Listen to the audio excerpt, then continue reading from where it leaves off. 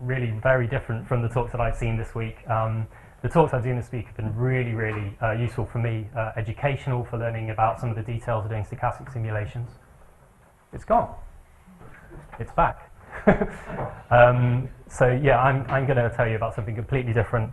Our company that I work for, Microsoft, has made a lot of money out of computing really on silicon architectures, and in research we've been looking at different forms of computing that we might be able to program using completely different materials. I think I must have a loose connection. And so the architecture that I'm going to show you about today is using DNA to do computation. So a little bit of motivation comes from biology itself. This is Waddington's landscape that's been redrawn. It just sort of really illustrates the idea of maybe cells taking different decisions. And of course, they have to do some form of computation in order to make a decision to maybe go down the left versus the right. And there, of course, could be some stochasticity involved in making that decision as well. So we can ask the question, you know, what is it that biology is computing to make these decisions? And that's something that we can ask to many different systems. This is a system that I find quite interesting. It's the system of T cells. It's ironic that someone like from Microsoft is having technical difficulties with their laptop. Pardon me. I hope it doesn't continue to do this. So there's obviously some kind of stochastic process driving the turning on and off of this screen. Okay, so back to T cells. So in this system we have an uncommitted thymus site, so a T cell starts life expressing two receptors. And actually in the thymus, where these cells differentiate, they can receive signals that tells them to basically stay alive. If they don't see a signal that basically arises in the form of recognizing an MHC molecule, then they will differentiate somewhat, and then there's additional signals that then tell that cell to either express CD4 and to stop expressing CD8, or they can go down another path where they decide to express CD8 and not CD4. But of course, again, we can ask the same question: what is it that the immune system is computing that makes it make this decision, and how is that computation encoded in the molecules that exist within each of these cells to make that decision? Another example is the cell cycle. This is one where apparently we know a great deal about the biochemistry underpinning the decision of a cell to divide. And there's been a whole bunch of different models that look at different facets of the interactions between the biochemistry of this system. And in this really quite nice paper a number of years ago, these authors introduced this really sort of neat way of thinking about what's actually happening when the cell cycle decides to transition. And it's essentially sort of describing the activation of kinase activity, phosphorylating other molecules in the system, and that happens gradually. It's a little bit like water tipping into a cup here, and once it goes past a critical point, the cup falls off, and this spring will obviously push it right up to the beginning, and we get this very fast sort of return back to a basal state where the process can go again. So it's like we have a fast switch that then leads to an oscillation. And somehow this mechanism is encoded in all of that biochemistry. So a few years ago, one of the authors with someone else actually showed that a lot of the biochemistry in the cell cycle network, which can be sort of summarized by this system of interactions here, very closely resembles other networks that are rather more simple. And so we get this idea of the fact that a complex network can actually be dynamically equivalent to a simpler network. In this case, it's something called AM, which I'll come back to. But this is really sort of characterizing the switch dynamics in these different networks. And as you can see, this one is rather similar to the two on the right. One on the left's a bit different because it doesn't have this lower mode at the bottom here, but these three are very similar.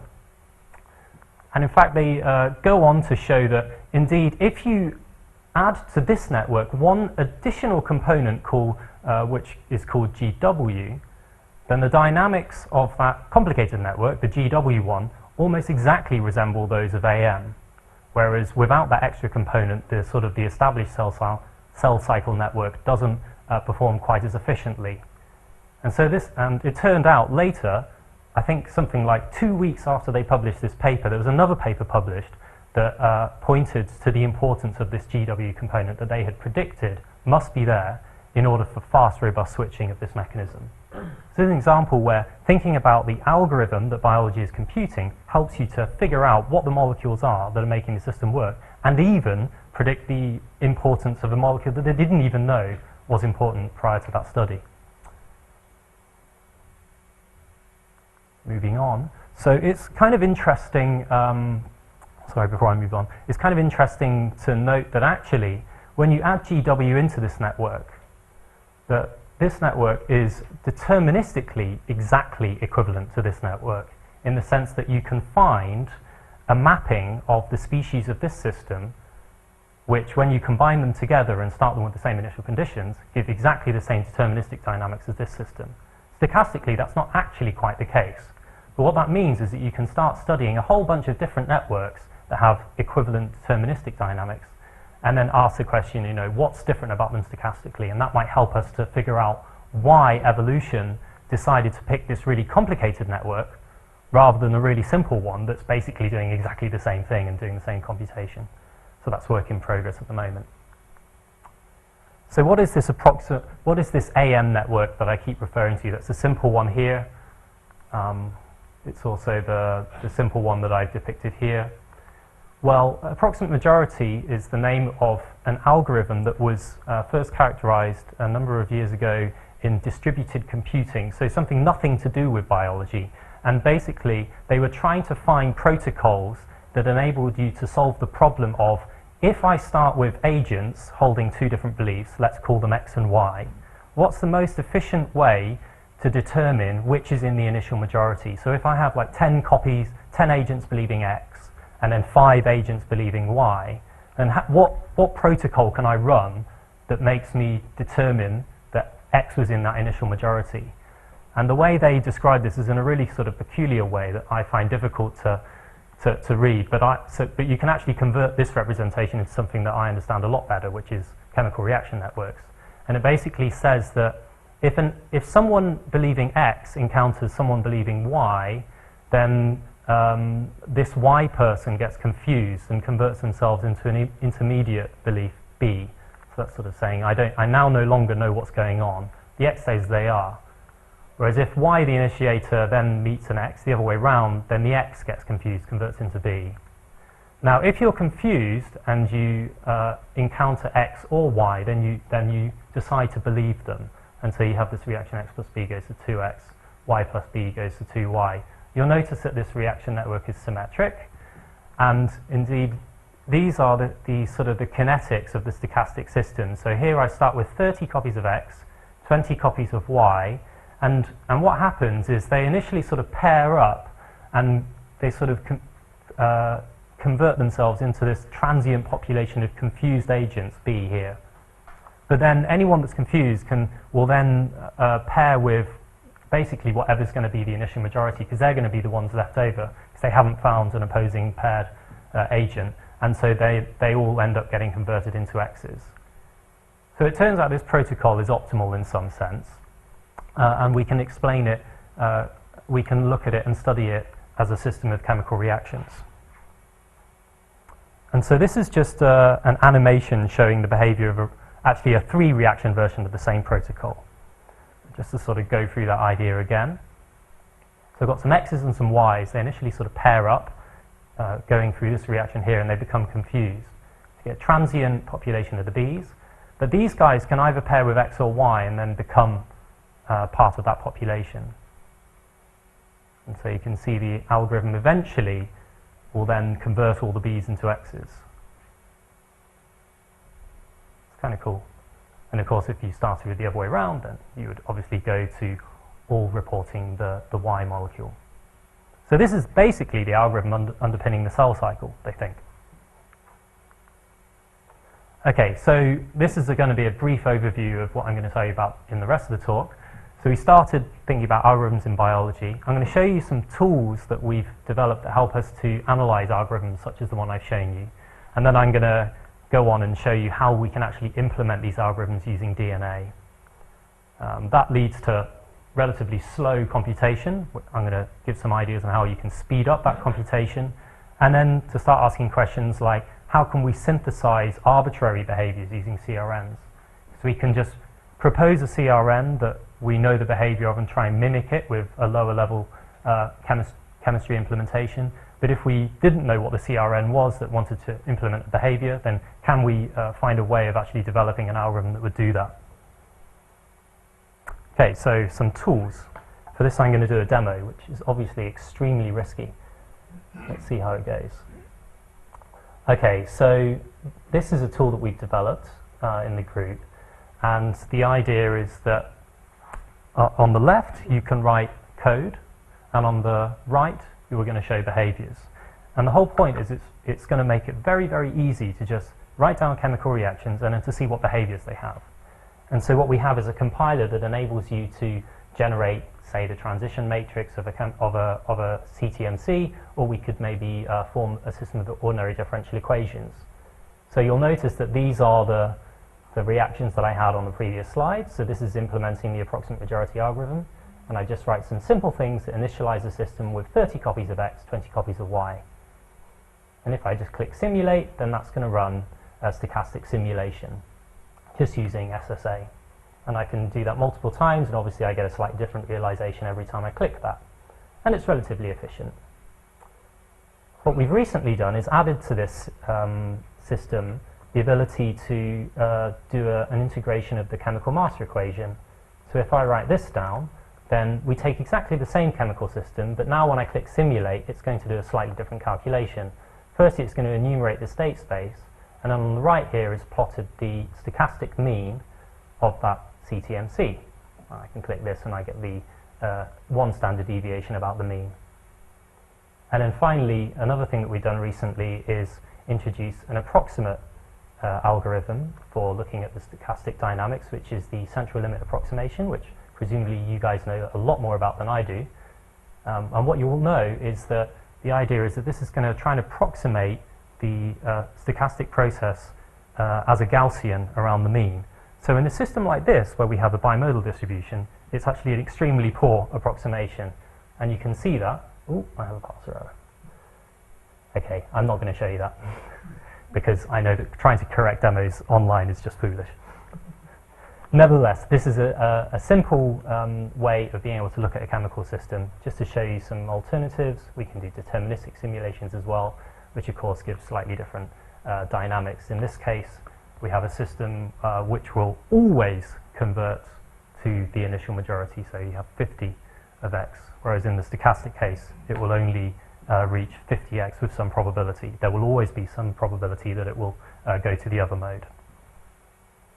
So if you're interested more in these sorts of tools, they're kind of cool for teaching, then come and talk to me afterwards. So I'm going to return to the main part of the talk, and we're going to talk about DNA. Okay, so we worked with a group in the US headed by someone called Georg Seelig. They did all the experiments in their group. It was a lot of work. We also worked with David Soloveichik. He did some of the theory behind this. And then Luca and Andrew are from Microsoft Research, and they worked with me on doing some of the modeling for this work. So I'm going to come back and just sort of say a few words about DNA computation. So we've been trying to ask the following questions. Is it possible to come up with an architecture that would enable us to actually control cell states? If we wanted to do this, then we might start thinking about developing some kind of computational devices that we can put inside cells. But what are we going to make those out of? We can't very well use the silicon-based architectures that we use in our laptops and such like. So really we want to try and create computation out of something that's naturally going to be able to interface with cells. And DNA is a really, really good candidate for this, because we basically understand the rules of the game. We know that A binds to T, C binds to G, and so based on that, we can actually program interactions between molecules that can basically give rise to chemical reaction networks. And as we've seen, biology already uses chemical reaction networks to do computation, to make decisions. So this seems like a pretty compelling idea. And so eventually we want to actually compile behaviors to chemistry to cells. So that's the sort of the trajectory that we're going to be moving along here. And so to enable me to explain how this is going to work, I'm going to give you some abstractions and some rules to think about. So up here we have DNA represented as a sequence of nucleotides. It has a 5' end and a 3' end. It has an orientation. And we know that A binds to T, G binds to C. And so in this way you have base pairing, and therefore you can have binding with complementary sequences. Just for simplicity, because we don't always want to have to think about individual nucleotides, what the field basically does is we abstract over the sequences and think about things in terms of domains. And you'll see why this is useful as we move along. But just to sort of re-emphasize, this has a correspondence with the physical realization of DNA, which obviously has this double helical structure. So here we've got a single-stranded piece of DNA, which is this bit on the left. Have a double-stranded region in the middle here. This is wound round in a double helix. And on the right here we have another single-stranded piece of DNA. This is sort of the upper bit up here, which is colored green. And the rules that we're going to use to try and create computation are as follows. Rule 1, we're going to have that short complementary domains are going to bind reversibly, and that's just based on the idea that the free energy between them is going to be relatively small. Relative, that is, to long domains, which are going to be assumed to bind irreversibly. Okay, just remember that for now. So you can imagine having something like this, where we have a single-stranded region here, which is complementary to a single-stranded portion here. And so by rule number 1, we can have reversible binding at that short domain, which incidentally, I'm going to call toehold probably for the rest of this talk. Toehold means that it can kind of bind in here on the toe end of the molecule. Then we have a long domain, which is what's called a recognition domain. Now, rule number 3 is that long domains can actually displace one another. And this is what is generally referred to as a DNA strand displacement event.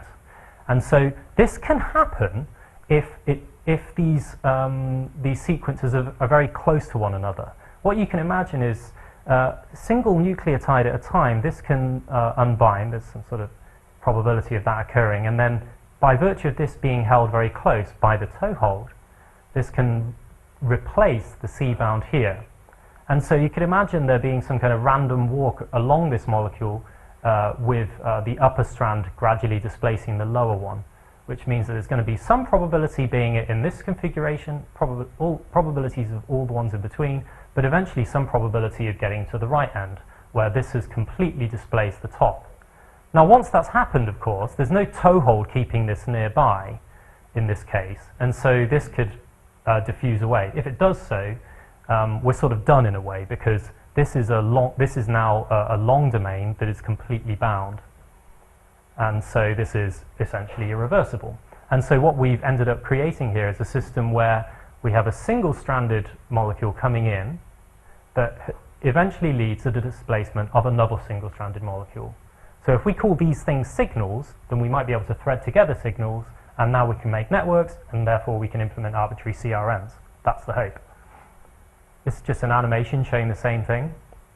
So just to re-emphasize the structure and sequences of DNA, we have complementary binding. It's wound up in a double helix. And this is the same example. We have a toehold where a single-stranded piece of DNA can bind on the toehold.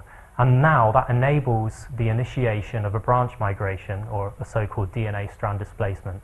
And this is illustrating this idea of doing a random walk along this molecule, where eventually the incoming red DNA strand will displace the blue one. And so now this thing will float away. So again, we have this idea of passing information across the gate. So a blue one comes in, it can maybe create a red one.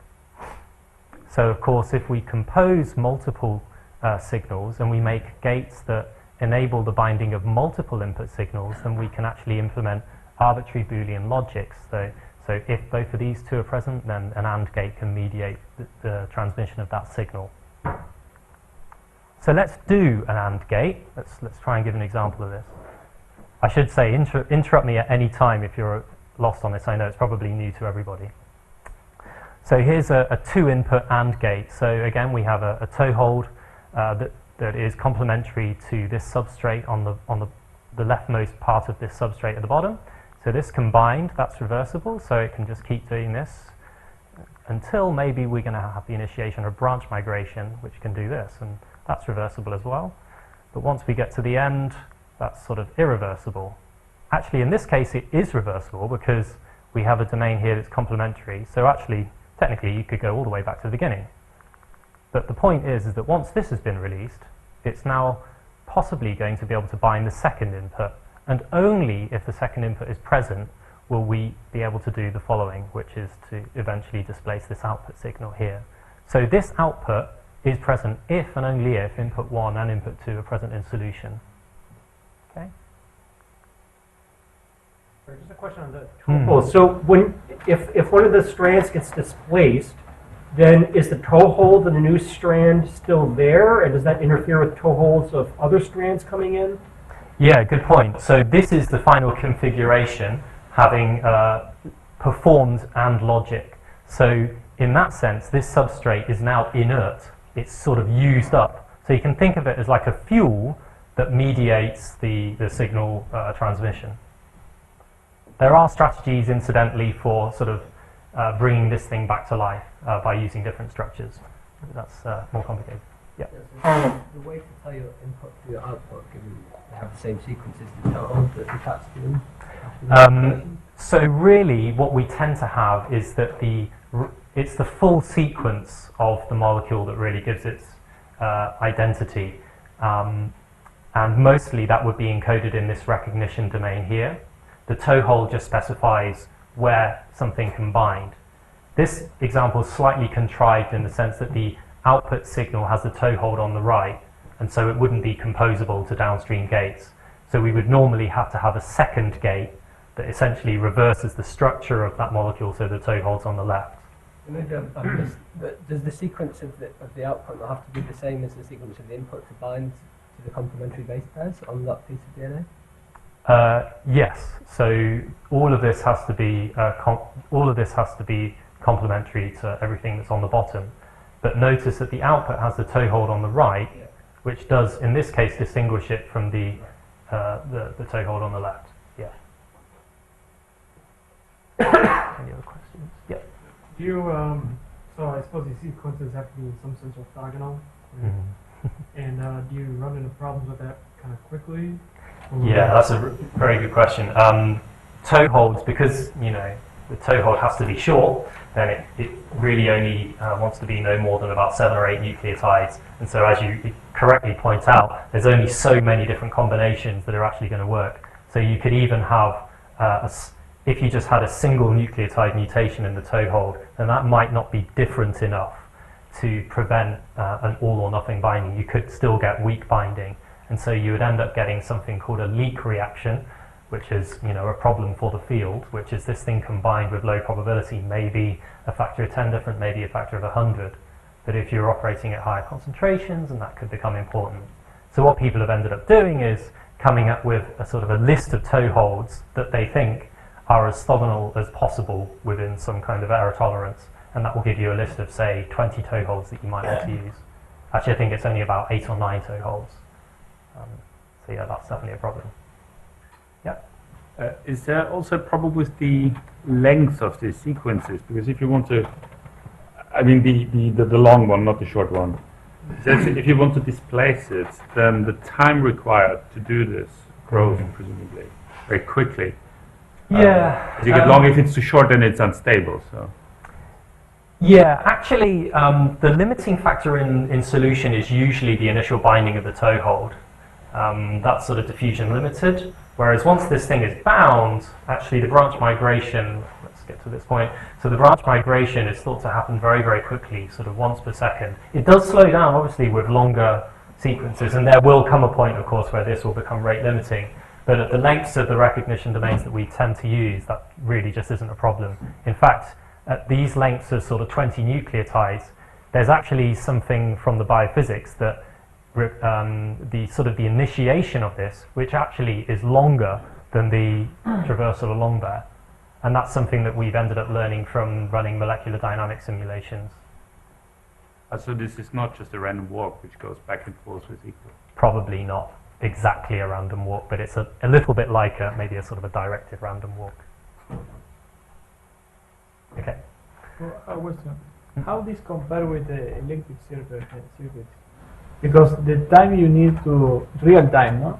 You need to compute this displacement, I guess it's much larger than performing an AND in an electronic circuit. Or The length of time it takes to run these the is... real time it takes to do one AND in this kind of Yeah. logic. I'll show you compared to some, the I'll show you some data shortly. Yeah. Okay. Okay, so bit of a hiatus. So just for convenience, we can, as I said before, we sometimes abstract over the sequences and just write them as domains. And in this graphical syntax, the colors basically mean that it's a toehold and all the gray ones are long domains. And so there's sort of a mapping. This toehold can be represented by this sequence. These are different toeholds. And then these are maybe the long domains. So it's much more convenient to just write this system like this. And in fact, we've gone further. We've actually developed a programming language and syntax that directly corresponds to this graphical representation here. So here the caret indicates that we have a toehold sequence. The star indicates that we have a domain that's complementary to that, in this case, a toehold sequence. And then we indicate sort of single-stranded molecules by angled bars here. The curly braces mean single-stranded on the bottom, and the square braces indicate double-stranded segments. And so in this way, because we can write them down in a programming language, we can compile that programming language and generate all the possible interactions that might occur in this system. So all I need to do is write down this molecule, and this molecule, and it will figure out all of those reactions along the way. So I will try and show another demo, fingers crossed. And this is basically some code that implements what I just showed you there. So we're going to define input 1 to be a toehold B with a caret there and a B. This is exactly what was shown on the slide before. And then this is this rather complicated gate structure with partially double-stranded, partially single-stranded. And then I can initialize different numbers of each of these molecules. So the compilation is that you convert those structures into a CRN. It's a CRN, it's just a system of reactions. It's a different CRN to the CRNs I was telling you about before, because that was arbitrary interactions. Here, where the CRN is generated by the fact that you have this toehold binding, branch migration, etc. And so on the right, this is all of the interactions that have been found by just matching up the domains. And so now we have a CRN, we can run simulations, so we can do stochastic simulations. And this is showing that, you know, if you have 100 copies of input 1 and 100 copies of input 2, then because everything's reversible, you actually end up going to around 50 copies of the output. So that just sort of shows the dynamics. And it's very easy to just play around with these things and generalize up to much larger systems. And of course I can do the chemical mass equation. This time I'm not going to scale things quite the same. This time just 10 copies. And we get the same idea. You'll notice I removed that scale directive, which is to scale everything up by 10 times, because of course the more molecules you have in a chemical system, the state space grows larger and larger very quickly, as you all know. So I just didn't want to make the example take too long. Okay. Okay, so the general idea of programming these DNA circuits is that we're going to use our tool to sort of come up with a design. We're going to see what possible interactions might arise. Sometimes they're sort of non-intuitive reactions that can occur just if we hadn't thought about the whole system too carefully beforehand. So we run that compiler and then we kind of run simulations. And then eventually, if we're happy with the simulations that come out, then maybe we can go and order the DNA sequences, put them in test tubes and test them in the lab. So that's obviously the dream. The reality is that, actually there's a lot of things about DNA that it turns out we don't know. What are the actual kinetics? And the kinetics in a lot of cases are going to be crucial to getting the correct behaviors that we intended. So there's a lot of calibration that needs to be done. So I'm going to show an example of implementing that same approximate majority algorithm using a lower level DNA implementation. So it's basically going to look as follows. We have this 3-reaction CRN, and we're going to represent X states by single-stranded pieces of DNA signals. They have toehold domains and they have a recognition domain. There's going to be something similar for the Y species, and what we want is to implement this protocol such that we get the right answer, which is that we end up with all of these guys being converted into these guys. And so you can think of this as in the following way. We have a programming language which is sort of like a high-level CRN, which we understand the behavior of, and we're going to try and mimic it with a lower level CRN, but a CRN made out of DNA. So that's kind of what we're trying to do. So let's give an example of how we do a single reaction, and then hopefully you'll agree with me that we can implement any reaction using this construction method. So we have a single-stranded piece of DNA that we call X. That's this thing here. It has a toehold T and a recognition domain called X. A B has a toehold T and a recognition domain which seems to be unlabeled, which is going to be B. And the idea is this gate is going to receive those input reactants, and this second gate is going to produce the products.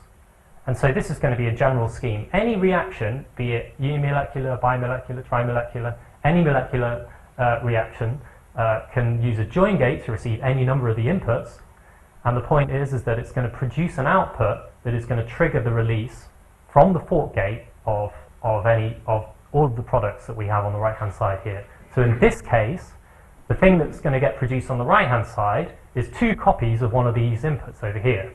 So the TX binds here, and 2 copies of the TX will eventually be displaced. So let's see that working. So that the input B binds, the input X binds. We have an auxiliary strand which we can use to tune the rates on this gate. That eventually produces the RBXU1, which binds over on the right here. And again, with some auxiliary strands binding, we end up having the release of a TX, this thing here which we call PX, and then another copy of the X. Note that we have the reaction also produce this extra PX product because we want to be able to measure the activity of these gates in solution, and so we produce something that is sort of decoupled from the rest of the system, because measurement is invasive in the sense that we have to have this bind to something to be able to have it produce fluorescence, and we use a fluorescent quencher pair, for those of you that know about those sorts of strategies. So this is sort of an arbitrary construction for a chemical reaction. Of course, we can model that in our programming language tool by writing down the initial species that I started with and doing compilation to figure out what all the reactions are. And the next thing that we did is to characterize each of the components of this system. So we basically asked our collaborators to collect lots and lots of data. Thankfully, they were willing, sorry, is there a question? No. And so we collected, I think, 150 time series in total to be able to parameterize this reaction. So it's a single reaction, but there's lots of DNA-DNA interactions underpinning it that eventually lead to the eventual stoichiometry that we want. So this is the reaction kinetics of adding different concentrations of B strands and X strands, and of course we've added lots of the gate molecules to enable these reactions to proceed. And you'll see that we get autocatalytic behavior by virtue of the fact that the X catalyzes its own production. So even in the absence of X, actually something like a leak reaction, which I mentioned before, enables the triggering of these gates, which eventually leads to autocatalysis. So this reaction seems to work, and we have model simulations going sort of through the data. It's pretty accurate. And then we did this to the other 2 reactions that we need. And so now we have a complete characterized DNA system that implements the high-level CRN comprised of these 3 reactions. And so then we predicted what would happen if you put all 3 of those reactions in the same test tube, starting with different concentrations of the X DNA strand and the Y DNA strand, in this case X being the majority. And as you can see, over a course of, yes, gasp, 40 hours, eventually the correct answer is computed, and we converge to all X being present and all the Y's have gone. We did this for lots of different initial configurations, so starting with 90% X, 80%, etc., etc. At the top, X dominates, and on the bottom, Y dominates. And as you can see, we get reasonably good performance of the model, but importantly, the chemical system doing the right thing, implementing the right algorithm. Okay, but obviously there's a bit of a problem here. This is incredibly slow. So for any applications, if speed is a problem, then we might want to think about ways of speeding this up. And so one of the ways that we've thought about doing this is to essentially use localization. So what slows down these DNA algorithms at the moment is that you're always waiting for diffusion for all of the reactants, for all of the reactions to proceed. So you have to wait for the first input to bind, then wait for the second input to bind, and then there might be an auxiliary strand. There's this translator step that's required to eventually generate the products. And if you want to run multiple copies, multiple firings of these reactions, then all that stuff has to happen again and again and again. So unless you run the system at extremely high concentrations, then you're always going to be limited by diffusion enabling this to proceed. So what we've started thinking about is using a localized scheme where at least once the inputs are bound, the remaining logic is only going to rely on localized interactions. And the way we do this is we actually fix the reactant molecules onto a fixed substrate. So I'll show you how that's going to work. It basically relies on us using a technique called DNA origami, which in itself is extremely cool. So what you do is you take a long piece of DNA and then you use these so-called staple strands to basically constrain the position of all of these strands. And you can do that in such a way that you can make different shapes. In this example, the staple strands have been added so that they just make sort of this rectangle with internal sort of wirings in them. And so just to reiterate, this is one long piece of DNA with shorter staple strands. So you can see sort of in here, there's like an orange and blue bit that binds to the longer DNA strand, which is going all the way around here and winding in and out, right? So this is called DNA origami, kind of for obvious reasons, because you're folding up the DNA into shapes that you design. And actually, a number of years ago, Paul Rothman had this really cool paper where he showed that you could basically fold these DNA genomes into basically any shape you want. And they developed a computational tool that actually assists you with the placement of these staple strands so that you get the desired shape. You get this nice smiley face here and a star. It's really, really cool. So this is actually sort of nanoscale construction because this is 100 nanometers across, and so we're generating these things. You have to use AFM or other kinds of microscopy to even be able to see them. But what we're going to make use of is just the tile here. But we're going to remove certain staples so that they have like addressable domains to which we're going to fix pieces of DNA, and we're going to position them next to each other in this kind of strategy as follows. So we're going to have a gate on the left, which is going to be able to bind input signals, and we're going to have it such that once it's received its input signals, it's going to expose domains that can then react with a neighboring DNA gate. And the way you do that is you basically fold it up into a hairpin loop. So in the hairpin loop, you basically have this toehold here that will then react downstream. And so we started looking at this as a strategy and attempted to develop a biophysical model that would calculate, or at least approximate, what speed-ups you would get for different geometries. So how close should these things be to one another? And how long should these domains be if you want to get different speed-ups? And of course, depending on the geometry, you would get different speed-ups. I won't go into any more detail than that, but this is just showing some analysis. And so then you can start putting them together, placing these molecules onto what essentially becomes like a DNA breadboard, and then you can implement and/or circuits, all sorts of things that you want.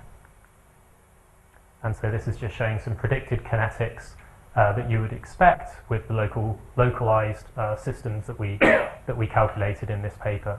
And so the prediction is essentially that you would get kinetics of very simple gates that were on the minutes timescale rather than the hours timescale. So maybe even 100 times for speed up. And this is just to show some data that we're working on with the same group at a different different student this time, showing that actually you can get really very rapid increases in fluorescence following the trigger of an input signal. So now we're much closer to the sort of minutes time scale that we were hoping for. So it really does work. Actually localizing these systems really does speed things up. Okay, so I've got, how long have I got? Did I start at 2:15? Okay, so I'll summarize here and then I'll take questions, any more questions. So what I've really shown is that you can encode arbitrary CRNs using a DNA architecture that really is very generalizable, it's very programmable, and using CRNs as a kind of a behavioral intermediate, we can actually basically produce a whole variety of different dynamical behaviors and represent those as DNA.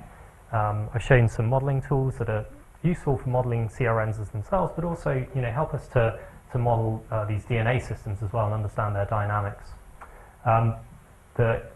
These cascades in the solution, they're really quite slow. And so if we really do rely on speed for the sorts of applications that we might be interested in, then we're going to have to develop different strategies.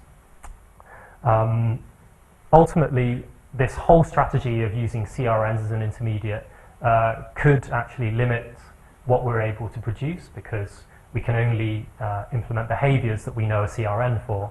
And so we have actually started now looking at ways of specifying a behavior using some kind of Boolean formula and then asking which CRNs are capable of producing such dynamics, and that's something that we've started working on recently. So I'll leave it there, just to acknowledge some people, sorry, when we get there. People at Microsoft Research, of course. At Duke, they worked with us on the localized DNA model. People in University of Washington, they did all the experiments. And David Soloveichik helped with some of the theory of DNA circuitry. So I'll leave it there. Thanks very much.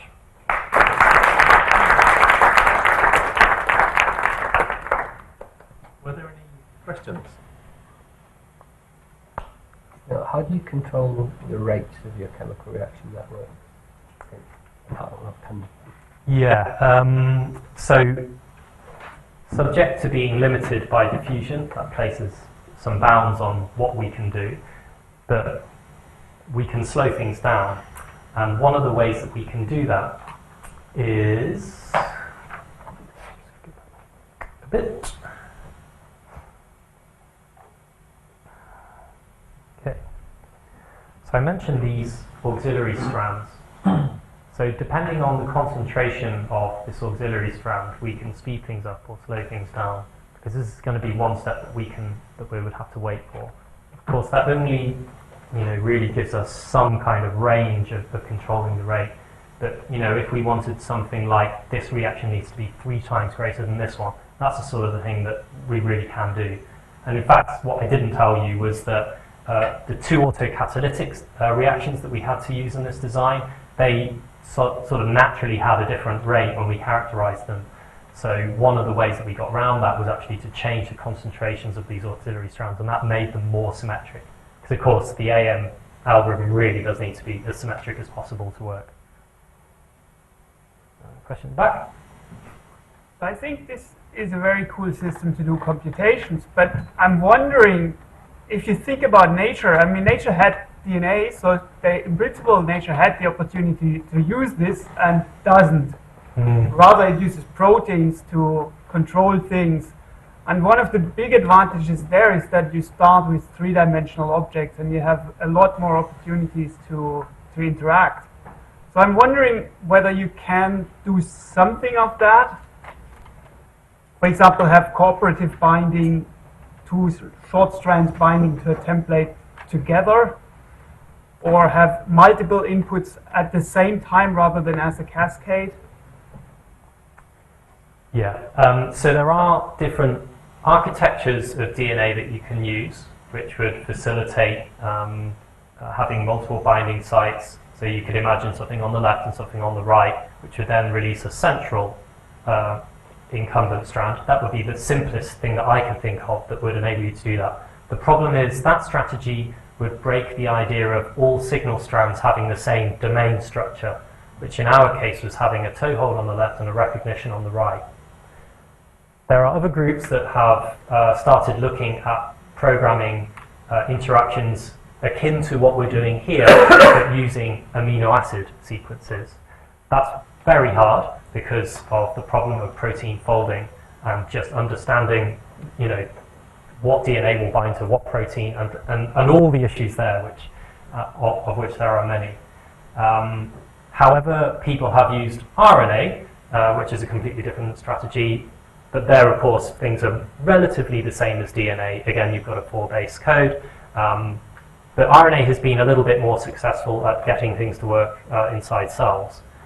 So that's just something to think about. Can you try to study mutations? Sorry? Can you try to study mutations with your method? Yes. There's a really, really cool paper that came out earlier actually it would have been the end of last year, from someone in Austin, where they have found a way to program the sequences of DNA that can detect single nucleotide polymorphisms with very, very high accuracy. And that comes down to being able to understand the biophysics of the binding free energies of these strands, and to be able to design probes for sort of positive and negative recognition. And they showed sort of 1,000-fold detection accuracy of recognizing single nucleotide polymorphisms. Really cool stuff. Okay, well, let's thank both of our speakers, and we've got coffee now till 3:30.